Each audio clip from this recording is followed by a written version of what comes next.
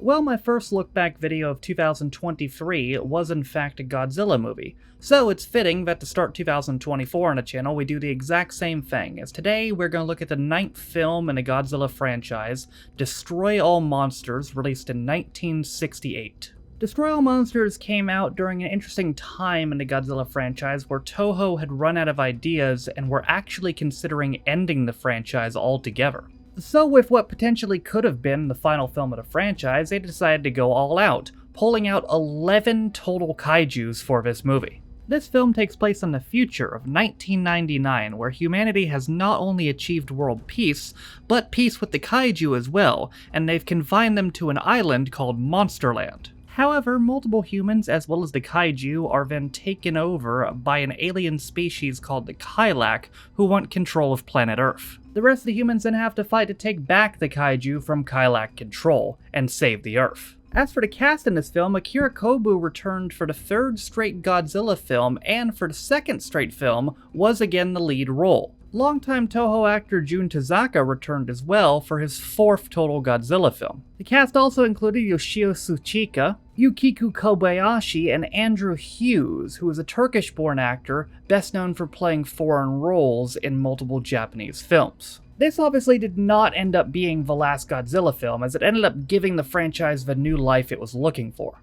Reflected upon even now, it is considered to be one of the greatest Godzilla films ever. But were the humans successful in protecting the Earth from the Kailak, and who won control of the kaiju? Let's find out right now as we look at Destroy All Monsters. So the film begins in the year 1999, where there is relative world peace, and the United Nations Science Committee has conquered a lot of space. Their top space crew is that of the Moonlight SY-3, captained by Katsuyo Yamabe. In addition, the humans have also gained control of most of the world's kaiju, confining them to an island called Monsterland off the coast of Japan. But why can't the kaiju just leave? Well, that's because they have special confinement systems suited to all individual kaiju, including Godzilla. Only took them 9 films to figure out how to control Godzilla. And everything is run by a special command center under the island. The command center is controlled by a Dr. Otani and his assistant Kyoko. Also in control there is Dr. Yoshido, although he's not currently there and is in Tokyo at the moment. Captain Katsuyo calls Kyoko, and I think they might be dating, I'm not entirely sure,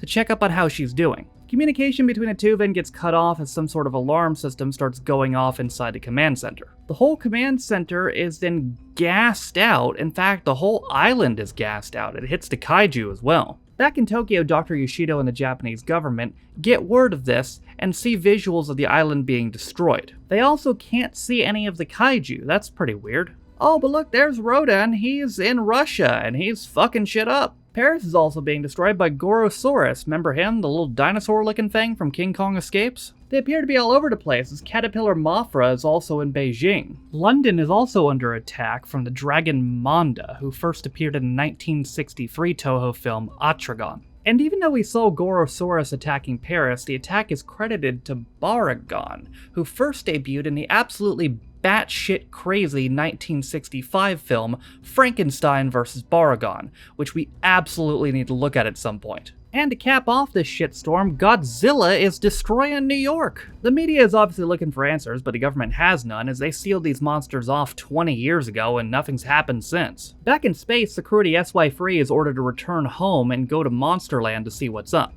On their way, however, they see a flying saucer, but decide against going after it. They land on Monsterland and enter the control facility, which has been partially destroyed, and they find Dr. Otani and Kyoko, who insist that everything is fine. They also show the crew that they're the ones controlling the kaiju to destroy the Earth. Well, why are they doing this? Well, that's because they're following the orders of an alien queen of the race called the Kailak. The Kailak Queen's like, don't worry, as long as you don't struggle, everything will be fine. Basically, come quietly or we'll destroy you. They're then attacked by the rest of the command center crew, who are also now working for the Kailak. The space crew and the command center crew engage in a gunfight, and they even land some headshots. That's a new one for this franchise. The space crew gets away, taking Dr. Otani with them, although Kyoko got away. They take Otani back to Japan, where Katsuyo and Dr. Yoshida try to get answers out of him, but he doesn't say anything. Dr. Otani then immediately commits suicide by jumping out a window. As they rush towards his body on a beach, they're ambushed by Kyoko and the crew of the command center.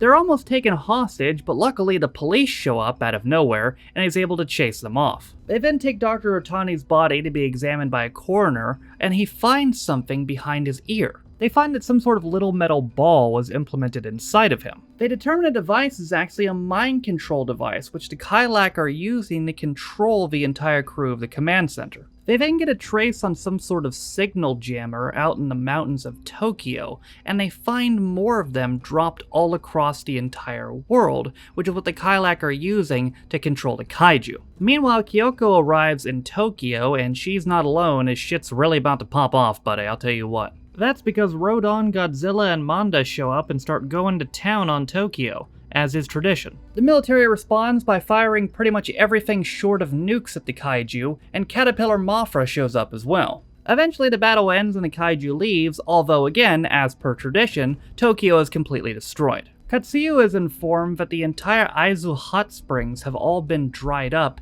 and the government believes that that is where the base of the Kailak is located. Kyoko also shows up, I guess she just walked in, with a message from the Kailak. And she basically restates the same message: give up or perish. Katsuyu then has an idea and decides to rip her fucking earrings right out of her ears. Looks like he was onto something though, as these earrings, which she wasn't wearing before, were actually the mind control devices, and he's freed her from the Kailak control. The crew of the SY-3 and the military then set out to find the Kailak base, while the military deals with Godzilla and also Anguirus, making his first appearance since Godzilla raids again.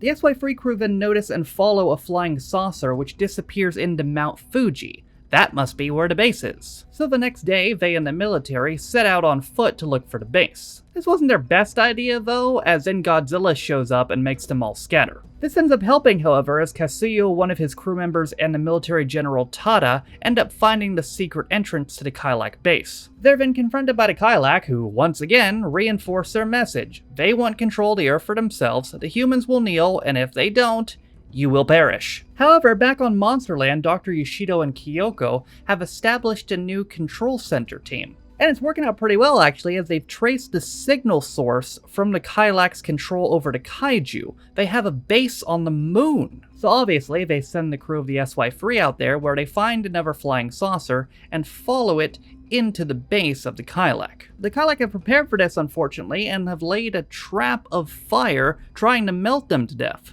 They escape out of the SY-3 on their lunar rover and use a laser in the rover to destroy the Kailak base. They enter the lunar base on foot, where they discover the Kailak are actually some sort of slug creatures and have been reduced to their true form. Katsuya deduces that they're only able to transform in warm climates, and when they destroyed their barrier, it made everything cold in there, so now they're all sluggy. They also find a device that the Kailak were using to control the kaiju, and using a big old laser once again, they take it with them. This allows the command center crew to take control of the kaiju once again and return them to Monsterland. 10 kaiju then converge on Monsterland to prepare for a fight against the Kailak. These kaiju are the 7 mentioned previously, as well as Godzilla's adopted son Manila, Kumonga, who was killed in the previous film, so I'm guessing it's just another Kumonga, and also Varan from the 1958 Toho film Varan the Unbelievable. Although the only thing unbelievable about him in this film is that it's unbelievable that they don't have him do anything. Like, he's legitimately just there. Like, in the fight we're about to see, he doesn't even get to do anything. He's just hanging out in the background. So much for being unbelievable. Maybe they took that literally. Maybe they're like, oh, it's unbelievable that he could exist, so they pretended that he didn't. But anyway, 10 kaiju. How the hell are the Kailak gonna fight that? Well, they have their own kaiju. Space kaiju. That's right, buddy. It's King Ghidorah. And Ghidorah comes down with a fury, taking it to all the kaiju, minus Varan, because again, he's just hanging out. He even takes Anguirus way up high and then drops him on his ass and stomps him out. Ghidorah's looking unbeatable. That doesn't last very long, however, as Godzilla and the other kaiju get fed up with Ghidorah's shit and bring him to his knees and then just curb stomp him until he fucking dies. Rodan then goes on a victory fly, but he gets taken out by a giant ball of fire? The giant ball of fire also decides to go through Tokyo as well, just cause fuck Tokyo, I guess. It also destroys the command center on Monster Island, setting the kaiju to their own free will. The Kailak call in and is like, oh yeah, this is called the Fire Dragon. Surrender now or he's gonna fire dragon your ass on up. However, there's something that Kylak did not anticipate, and that's that Godzilla is pissed off. He remembered that this is his movie, and he didn't very much like being mind-controlled. He's also located their base on Monsterland, and he's completely destroying it. So yeah, Godzilla destroys the Kylak and their queen. Good for him, but there's still the matter of the Fire Dragon, which is up to the SY-3 crew. They do battle midair with the Fire Dragon and weaken it to the point where they realize it's just an overhyped flying saucer, and then they explode it. Our film ends with Katsuyo, Dr. Yoshido, and Kyoko looking down at all the kaiju, even Varen, living peacefully on Monsterland, free of the human control. And if this had ended up being the last Godzilla film, honestly, that's a pretty good ending. All the kaiju just living in peace, even Varen, on the same island? Like, that's pretty good, honestly. Solid ending there. And now it is time to pull up our Godzilla Big Board and see where we rank this one. It's been a rough go for the Godzilla Big Board from the recent movies. I've been waiting for a while for something that was gonna knock my socks off. And I gotta say, this movie actually did that for me.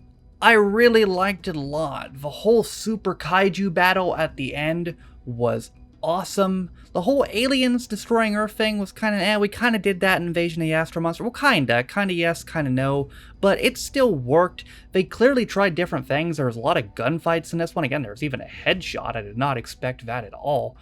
And the battle, I mean, them just curb stomping Ghidorah was crazy. It really was crazy.